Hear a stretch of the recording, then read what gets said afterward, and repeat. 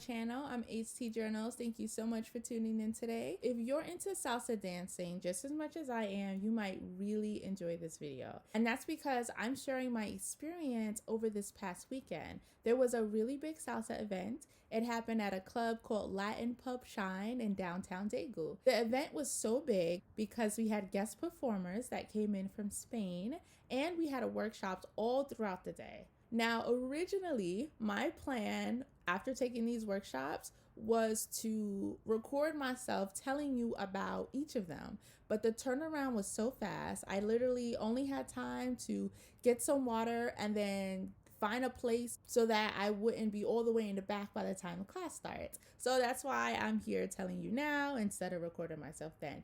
But anyway, the deal for all of this, all of the workshops and the party, which ran from 9 o'clock all the way to 3 o'clock in the morning, was only $45.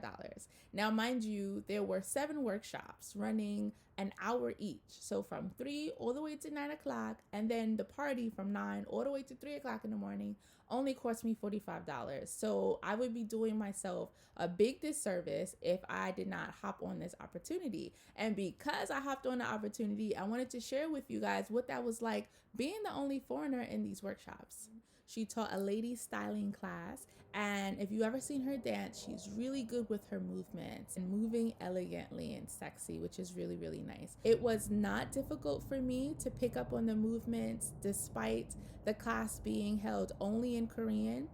Partly, I guess mainly because I'm so familiar with her, I understand what she's saying with her body in the moments where she's talking and not dancing and showing us the routine. Here is a clip of her routine that she taught us so you can see how cute it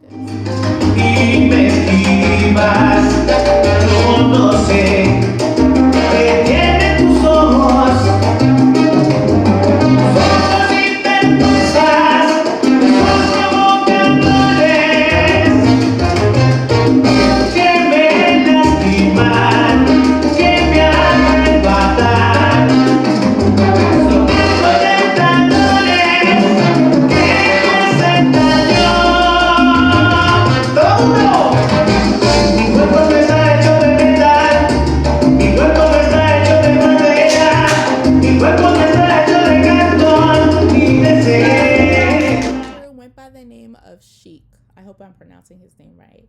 To be honest, I knew nothing about the instructors, about the workshops. All I knew was that there were 7 workshops, and that's it. He taught a shine class. Now, what I liked about Sheik was that, seeing that I was the only foreigner, he asked me if I wanted him to speak in English. And, I told him no, it was all right, but I appreciated him asking me that.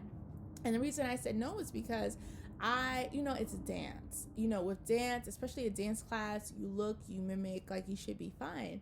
But then also the classes were only an hour long, and I didn't want to take up that much time trying to have him translate and make sure that I understood. So me watching him was just fine. Now, his class was packed with more people than the previous class. So at moments it was hard to see what he was showing us to do. But luckily, Latin Pub Shine, there's a lot of mirrors there. So if I couldn't see him by looking straight ahead, I could normally look to the side or something diagonal and then see him from the mirror and kind of pick up on what he was showing. Now, what I liked about his shine that he taught us was that it was very tight movements, but although it was tight and syncopated in some parts, in other parts it slowed down, which I liked because we got this nice combination that made the footwork not look so jumbled. And that happens sometimes when you have syncopated footwork, is that it might look good with some people doing it, but when other people do it, it just doesn't look too good. But I like that he put the combination of pauses in there, so it made it easy not only for everybody to pick up, but for you to do it on the dance floor. Here's a clip of what he showed us.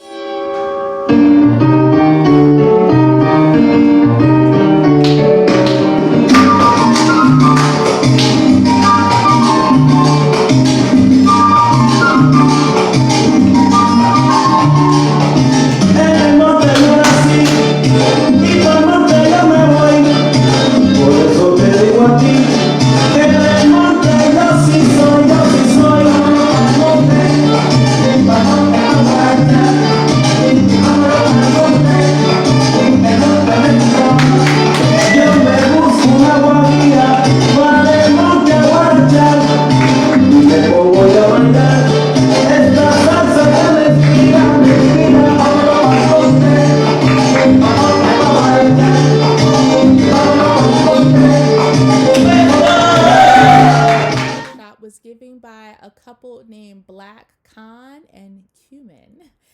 honestly had no idea of what to expect when they walked into the room, but they turned out to be bachata dancers. Now, bachata is my weakness here in Korea, and that is because they only do central bachata. No one does Dominican bachata. No one focuses really on footwork. It's all sensual. And if you're not familiar with that means, is that it's a lot of like slithering and winding, all that stuff. And that's not the kind of bachata that I like. For some reason, I just can't feel the lead telling my body to move certain ways. So although I kind of despise sensual bachata, deep down inside, I was happy that they were teaching us some movements so that I would be able to understand what my lead is telling my body to do when we're dancing. One of the things I struggle with a lot is the head rolls that bachata does. And for some reason, whenever they try to tell my head to go left, it goes right first, it hits their hand. It's just a whole mess. So I like that that was in the combination because that's something that I really struggle with. Something else I really liked about this class was that it started with light stretches. And I really appreciated that because they were just one of many other workshops happening that day. And as I said, like I stayed for all of them. So I had 2 workshops before that. I would have about 2 more after them, and then a party where I'm there till 3 o'clock in the morning. So I really appreciated the fact that they gave legit stretches and not like a warm up based on like a basic count. So I really like that they did that. Here is a clip of the routine that they showed us. Pedacito de amor delirante, colgada de tu cuello sábado de lluvia a las 5 de la tarde, sabe Dios, como me cuesta dejarte y camino mientras duermes, mas no voy a despertar desde hoy. Se me bajó la esperanza, porque con lo que nos queda de nosotros ya no alcanza. Eso que más he querido en la vida, lo que más he querido de lo que más he querido en la vida, lo que más he querido.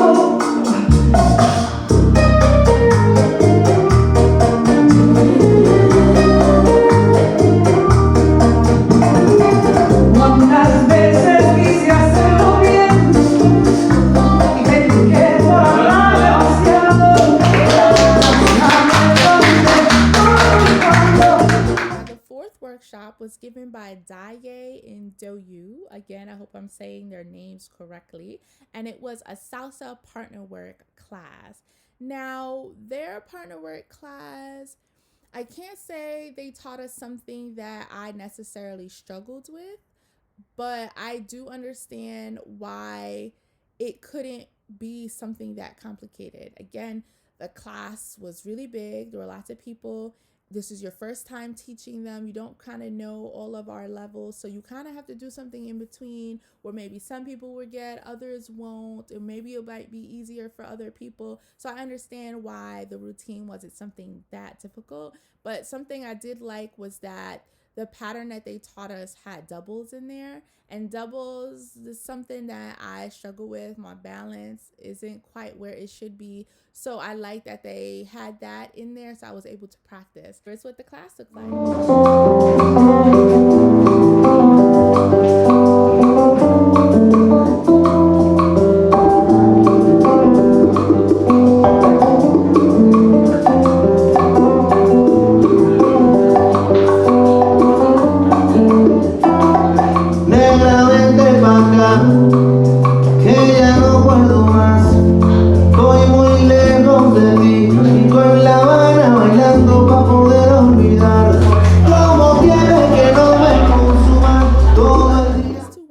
Were given by Cristian and Gabriella. Now, as I mentioned, they were kind of like the star of the party, kind of, because they come all the way from Spain. This was not their first time here in Korea. So, you know, Koreans obviously like them and their style of dance. They taught bachata, and you already know how I feel about bachata, but again, I'm open to learn because I don't want to look crazy out on this dance floor when I'm dancing. So it was really nice to learn from them. What I liked was that Even though I had a bachata class previously, the movements that they taught us was not the same. So I was able to work on other aspects of bachata that I struggle with when it comes to movements and understanding what the lead is telling my body to do. So this class was a lot of like slithering, where I can't feel when my lead is telling me to dip low and bring it up high. I can't feel when the lead is telling me to do that. So it was nice to be able to take a class and be able to understand, like, oh, okay, so when he does this, this is what I'm supposed to be doing. And also weight transfers. With a lot of like that stuff, there's weight transfers that you really don't really think about, but it's happening. So it was nice to have that broken down as well.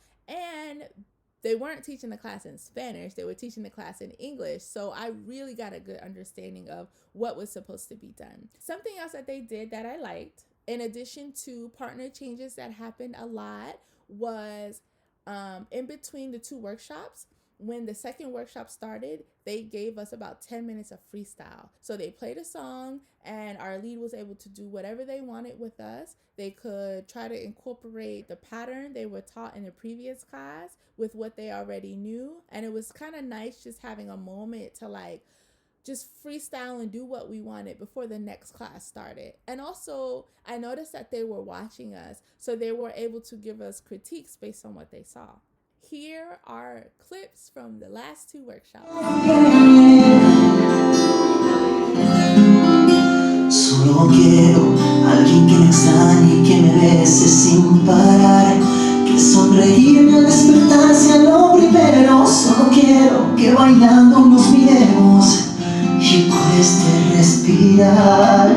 Solo quiero alguien que no dude y que no me falle jamás, y que juegue los 14 de febrero. Solo quiero que su amor sea verdadero y pelee hasta el final, que desate todas sus pasiones, me desnude en un segundo, que sea la musa de mis canciones, la mejor madre del mundo. Tú te clavarás en mí sin darme cuenta, tú llenarás de calma la tormenta, tú y solamente tú dibujas colores en la oscuridad. Serás tú, y así por fin yo te pude hablar, porque cansado estoy de besar tus sueños y levantarme por la triste verdad, que soy inútil porque no corro el riesgo de convertir el sueño a la realidad. Y cuando te acercan mi voz y mis manos tiemblan, yo pierdo todo el control. Quiero agarrarte y entregarte con todo mi corazón y hacerte mía. Thank you so much for listening to my experience with these workshops. I did record the social that happened later that evening, so look out for that video. It's really nice. I have all the performances there for you to watch. I hope that you enjoy this, and I hope that you enjoy that. See you next time. Bye.